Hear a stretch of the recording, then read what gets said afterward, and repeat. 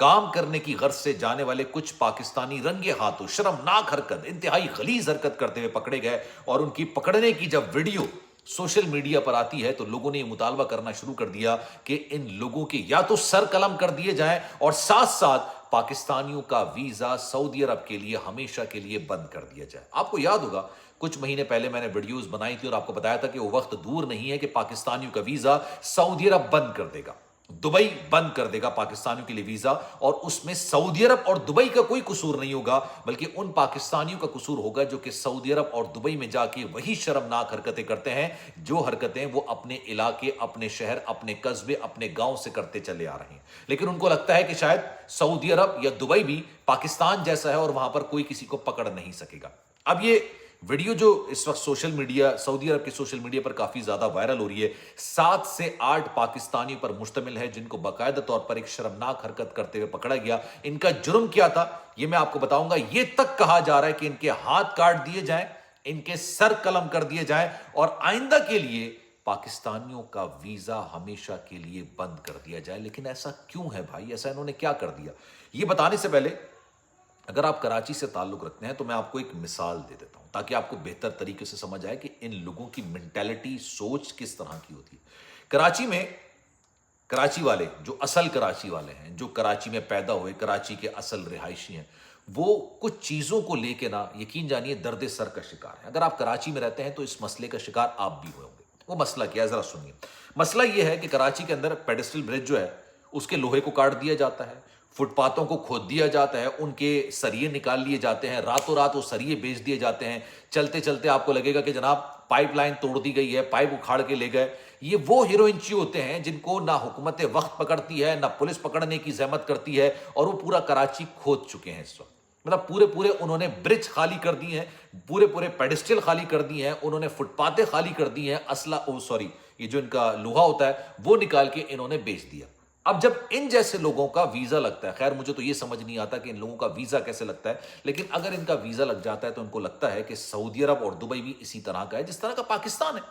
کراچی میں کوئی نہیں پوچھتا، نہ حکومت وقت پوچھے گی، نہ پولیس پوچھے گی، نہ کوئی اور پوچھے گا، تو بھائی چوریاں چکاریاں کرتے رہو اور اس کے بعد اپنا روزگار چلاتے رہو۔ لیکن دنیا سے کام نہیں کرتی۔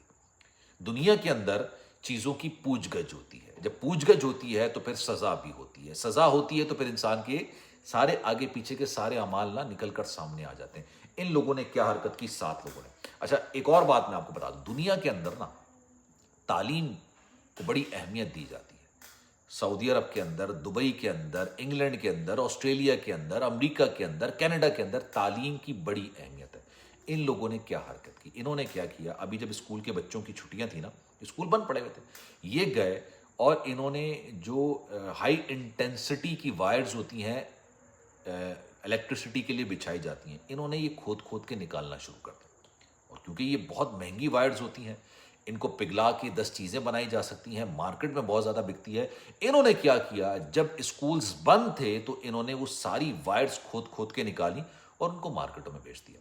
جب اسکول کھلے، بچے آئے، ٹیچرز آئے، اسٹاف آئے، انہوں نے دیکھا یار لائٹس بند ہیں۔ اور ایک اسکول کی بات نہیں ہے، کوئی کہتے ہیں نا 50-60 اسکولز ایسے تھے جن کو انہوں نے کھود کے رکھ دیا تھا، خالی کر کے رکھ دیا تھا۔ راتوں رات آتے، یہ ساری چیزیں نکالتے اور اس کے بعد یہ مارکیٹ کے اندر بیچ دیتے۔ اب 50-60 اسکول ایک ہی جگہ کے اگر بند ہو جائیں، آپ سوچئے، تو انہوں نے کہا کہ چلیں بھائی پتہ نہیں کیا پرابلمز ہوئی ہیں، لیکن پھر انہوں نے، حکومت نے کیا کیا، 1 مہینے کے لیے اسکول بند کر دیا۔ یہ ان تاروں کی چوری سے بڑا ان کے لیے کربناک مرحلہ تھا کہ 1 مہینے کے لیے اسکول مزید بند کر دیا۔ اب جب تحقیقات ہوئیں، پتہ چلا، CCTV کیمرے نکالے گئے، پوچھا گیا تو پتہ چلا بھائی یہ 7 سے 8 لوگوں پر مشتمل گینگ تھا جو کہ یہاں سے یہ وائرز نکالتا اور اس کو مارکیٹ کے اندر بیچتا، اور یہ بڑی ایکسپینسو، بڑی مہنگی قسم کی وائرز ہوتی ہیں، ان کو پگھلا کے بیچا جاتا۔ اور اوبیسلی ان کے جو حلیے ہیں، انہوں نے سعودی عرب نے اوبیسلی اس خبر کی سینسٹیوٹی کو دیکھتے ہوئے، یہ تو نہیں بتایا تھا، لیکن ان کے حلیوں کو دیکھتے ہوئے، ان کے نام کو دیکھتے ہوئے، نام تو خیر انہوں نے نہیں بتایا، لیکن ان کے حلیے اور تمام جو جس طرح سے ان کو پکڑا گیا، ان کو دیکھتے ہوئے، ان کی زبان سے اندازہ لگاتے ہوئے سب کو پتہ چل گیا کہ جناب یہ پاکستان سے اٹھ کر آئے ہیں۔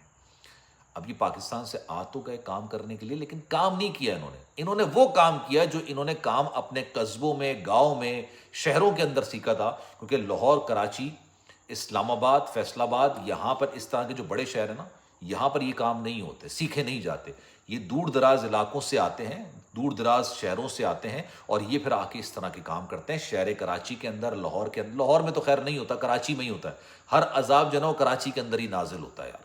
خیر انہوں نے باہر نکل کے بھی یہ کام کرنا شروع کر. جب ان کو پکڑا گیا, اور وہ پیرنٹس جن کے بچے اسکول نہیں جا رہے تھے, وہ لوگ جو کہ تعلیم کے شعبے سے تعلق رکھتے ہیں, وہ لوگ جن کو سب سے بڑا دکھ یہ تھا کہ چوری چکاری تو اپنی جگہ پہ, بچوں کا کتنا نقصان ہو گیا کہ 1 مہینے کے لیے بچے اسکول نہیں جا سکیں گے, obviously اس کی مینٹیننس چاہیے ہوگی.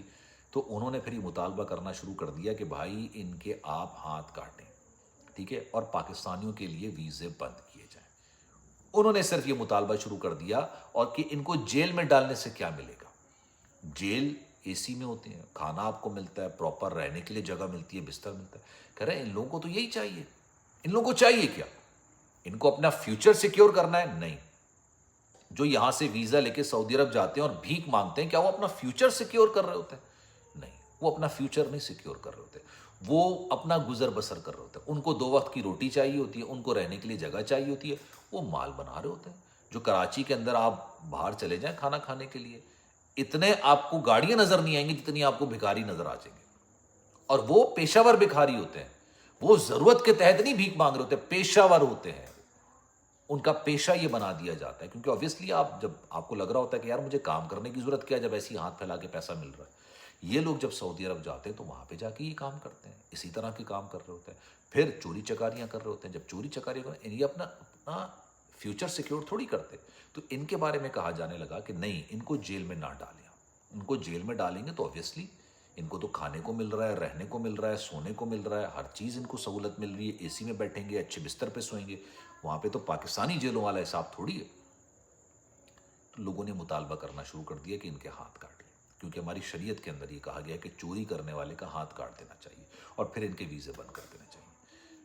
میں دل سے رسپیکٹ کرتا ہوں ان لوگوں کی, یقین جانیے دل سے رسپیکٹ کرتا ہوں. میری نگاہوں میں ان کی بڑی عزت, بڑا احترام ہوتا ہے جو بیرون ملک جاتے ہیں رزق حلال کمانے کے لیے, کیونکہ وہ دوہرے عذاب میں مبتلا ہوتے ہیں. ایک سب سے بڑا عذاب کہ یار اپنے بچوں سے دور, اپنی بیوی سے دور, اپنے ماں باپ سے دور, وہاں پر رہ رہے ہوتے ہیں اکیلے اور رزق حلال کما رہے ہوتے ہیں. دوسرا, جو وہ کماتے ہیں نا وہ اپنے پہ نہیں خرچ کرتے. وہ کہتے ہیں یار میں اپنی فیملی کو بھیج دیتا ہوں, میری فیملی کو اس کی زیادہ ضرورت ہے. کمائیں گے بھی, اچھا کما رہے ہوں گے, لیکن اپنی فیملی کو بھیج دیں گے. اپنے لیے کچھ نہیں کرتے اور اپنی فیملی سے دور ہوتے ہیں.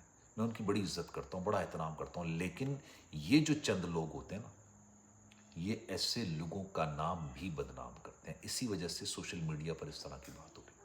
آپ کی رائے کیا ہے؟ میں چاہوں گا کہ کامنٹ سیکشن میں اپنی رائے کا اظہار ضرور کیجیے گا. خیال رکھیے گا اپنا. اللہ حافظ.